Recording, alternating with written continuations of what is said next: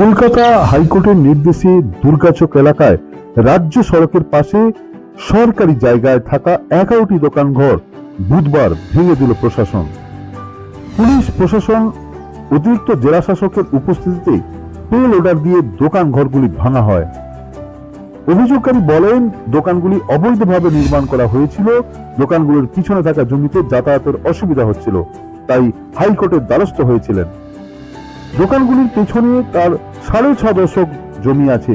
জমির সামনে সরকারি জায়গায় 11টি দোকান জমি তৈরি করে এবং জমি থেকে বের হতে পারছিল না তিনি।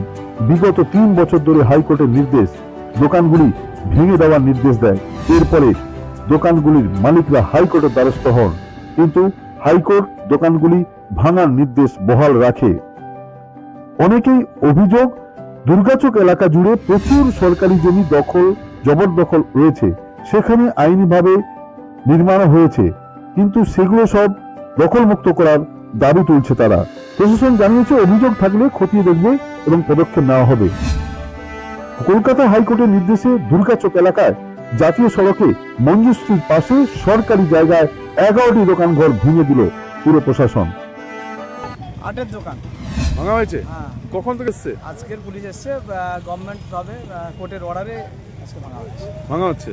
কতগুলো দোকান ভাঙা হচ্ছে? 8খানা দোকান ভাঙা হচ্ছে। মানে এটা কি ইনস্ট্রাকশন ছিল? ইনস্ট্রাকশন ছিল হাইকোর্টের, ডিএম এর অর্ডারে ভাঙা হচ্ছে। তো এটা কি না, এটা পুনর্বাসনের জন্য আশা করছি, যদি গভর্নমেন্ট কিছু পুনর্বাসন আশা করে, ডিএম যদি চিন্তা ভাবনা করে, মানবিক দিকে যদি চিন্তা ভাবনা করে, তাহলে নিশ্চয়ই আশা করি আমরা স্থায়ীভাবে বসবাস। আমরা সবাই তো হচ্ছে গরিব ফুটপাথবাসী, অর্থাৎ আমাদের যদি হয় কিছু উপরে কিছু যদি ব্যবস্থা করে দেয়, তাহলে আমরা কিছুটা সব সাপোর্ট দেবো। এখনো পর্যন্ত সাকসেস হয়নি, তো সাকসেস হবে। আচ্ছা, দেখুন, আমিও তো যদি থাকতাম আমিও কি সহজে উঠতাম?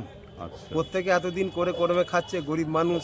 আচ্ছা, তাদেরকে আমাদের প্রয়োজনে আমরা ভেঙে দিচ্ছি, তাদেরও তো একটা কষ্ট হয়।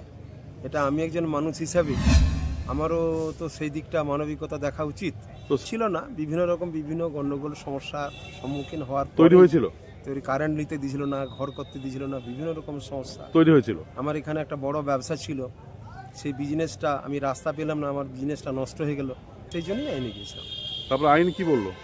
আইন হাইকোর্ট রায় দিয়েছিল আজ থেকে 3 বছর আগে। তারপরে এবার প্রসেস চলতে তারপরে ইনারা ডিএমে যান আমার বিরুদ্ধে। ডিএম অর্ডার দিয়েছেন এক কথাতেই, যে আগে ইনলিগাল কনস্ট্রাকশন যা আছে আগে ভাঙো, তারপরে অন্য কথা। আজকে পুলিশ এসছে, র্যাব এসছে। দোকানদাররা কিছুটা তারা নিজেরা ভেঙে নিচ্ছেন।